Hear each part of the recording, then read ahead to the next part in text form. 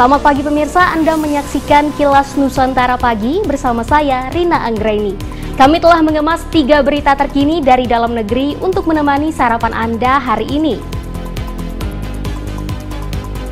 Informasi pertama dibuka dari pelaksanaan gelaran internasional KTT Y20 yang dihadiri Menteri Luar Negeri Retno Marsudi. Di hadapan para delegasi, Menlu menyampaikan peran pemuda sebagai agen perdamaian dan agen perubahan.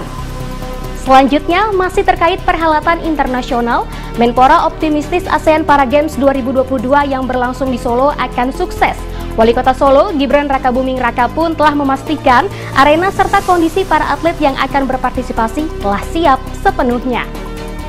Berita terakhir datang dari Bali, di mana Bandara Internasional Ngurah Rai telah menetapkan vaksinasi booster sebagai syarat perjalanan dalam dan luar negeri.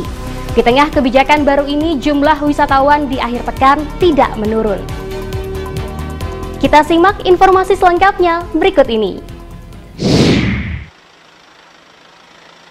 Seremoni pembukaan konferensi tingkat tinggi Youth 20 atau Y20 dihadiri oleh Menteri Luar Negeri Republik Indonesia Retno Marsudi di Gedung Nusantara 5 DPR RI, Senayan, Jakarta Pusat pada Senin 18 Juli. KTT Y20 itu digelar secara hibrida dan turut dihadiri oleh perwakilan dari negara yang tergabung di G20. Perwakilan dari berbagai organisasi dunia pun turut meramaikan pertemuan para pemuda ini. Di hadapan para pemuda delegasi negara G20, Menlu Retno membahas bahwa pemuda memegang 2 peran penting, yaitu sebagai agen perdamaian dan agen perubahan. Sebagai pemimpin masa depan, pemuda selayaknya mengambil peranan penting serta memastikan perdamaian dunia. Transformasi digital, transisi energi, dan menciptakan masa depan yang baik disebut Menlu sebagai isu yang sebaiknya menjadi perhatian pemuda. As agent of change and instrumental actors in these issues, I look forward to hearing the Y20 Summit recommendation on how we can make real progress on these priority issues. Y20 delegates, the Y20 Summit must serve as an effective platform to pass on the baton of the future. Co-Chair Y20 Indonesia 2022, Michael Victor Sianipar menyebut, Y20 memiliki semangat untuk membuat dunia menjadi lebih baik. Kita bangun terus gitu dengan semangat untuk resiliensi, bahkan melewati masa-masa krisis COVID yang sudah berlalu. Kita harap walaupun banyak gejolak di dunia sana, tapi pemuda-pemuda bisa memberikan optimisme. Hasil Y20 Summit yang dinamai Deklarasi Pemuda Dunia disebut Michael akan diserahkan kepada Presiden Joko Widodo untuk disertakan dalam KTT G20. Dari Jakarta, Rina Anggraini, Kantor Berita Antara, mewartakan. Menteri Pemuda dan Olahraga Menpora Zainuddin Amali optimistis gelaran ASEAN Para Games APG 2022 berlangsung sukses. Menpora pun meminta pihak BUMN untuk membantu penyelesaian infrastruktur arena ajang olahraga 2 tahunan itu. Optimisme tersebut disampaikan Menpora usai meninjau sejumlah lokasi pertandingan di Solo yang menjadi tuan rumah APG untuk kedua kalinya Senin 18 Juli.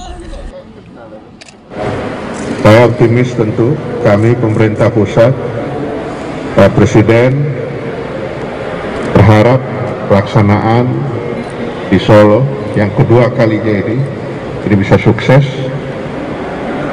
dan juga tentu bantuan dan dukungan dari teman-teman BUMN.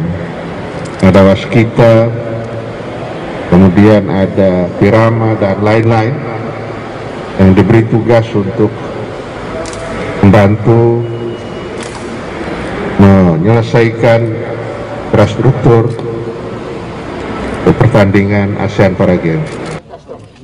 Sementara itu, Wali Kota Solo sekaligus Ketua Panitia Pelaksana INESPOK, Gibran Rakabuming Raka, memastikan kesiapan para atlet dan gelanggang yang akan digunakan. Gibran meminta para atlet maupun official segera melapor kepadanya jika menemukan kekurangan, baik terkait dengan fasilitas maupun penyelenggaraan pesta olahraga atlet difabel Asia Tenggara itu. sangat siap sekali, para atlet juga sudah sangat siap. Ini kita sekarang fokus untuk melatih para volunteer, persiapan torch relay, dan juga persiapan untuk opening ceremony nanti, dan juga persiapan untuk menyambut kedatangan para atlet dan kontingen di tanggal 26 nanti.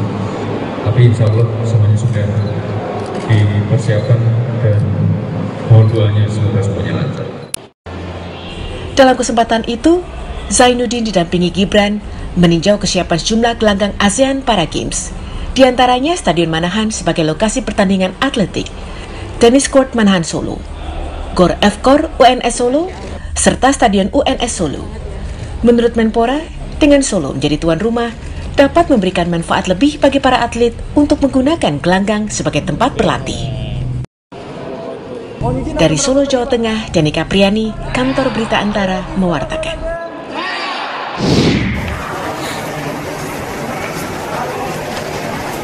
Seiring diterbitkannya Surat Edaran Kementerian Perhubungan Nomor 71 Tahun 2022 tentang petunjuk pelaksanaan perjalanan orang dengan transportasi di dalam maupun luar negeri di masa pandemi COVID-19, sejak 17 Juli pelaku perjalanan udara wajib menyertakan sertifikat vaksinasi dosis ketiga atau vaksin booster. Untuk itu, Bandara Internasional Ngurah Rai Bali telah mempersiapkan fasilitas vaksinasi COVID-19 bagi para calon penumpang yang belum mendapatkan vaksinasi booster. Posko tersebut akan ditempatkan di terminal domestik dan akan difungsikan hingga 8 Agustus mendatang. Di sisi lain, pemberlakuan aturan tersebut, seperti dikatakan General Manager Bandara Internasional Ngurah Rai Handi Heryudityawan pada 18 Juli, tidak berpengaruh pada jumlah penumpang. Untuk kedatangan domestik pada 17 Juli yang tercatat mencapai 11.207 orang. Sementara untuk keberangkatan tercatat 16.319 orang. Sedangkan di terminal kedatangan internasional tercatat 8.844 orang dan keberangkatan tercatat 8.388 orang. Peningkatan memang seperti biasa ya, ini tren di Denpasar, di Gusti Ngurah Rai ini, bahwa di hari Minggu ya, ataupun di akhir pekan maksudnya, di hari Jumat, Sabtu, Minggu itu kenaikan tren, karena ini tempat wisata. Namun Handi memperkirakan di hari-hari kerja jumlah kedatangan dan keberangkatan domestik maupun internasional akan cenderung menurun. Sehingga untuk 18 Juli, pihaknya kata dia hanya melayani 38.731 orang untuk domestik dan internasional. Dari Badung, Bali, Pandeyuda, Kantor Berita Antara mewartakan. Informasi dari Bali tadi menjadi berita penutup perjumpaan kita pagi ini. Informasi aktual lainnya dapat diakses melalui laman antaranews.com, YouTube Antara TV Indonesia, kanal UCTV, serta berbagai laman media sosial Antara. Kilas Nusantara akan kembali menyapa Anda malam nanti pukul 20 waktu Indonesia Barat. Selamat pagi dan selamat beraktivitas.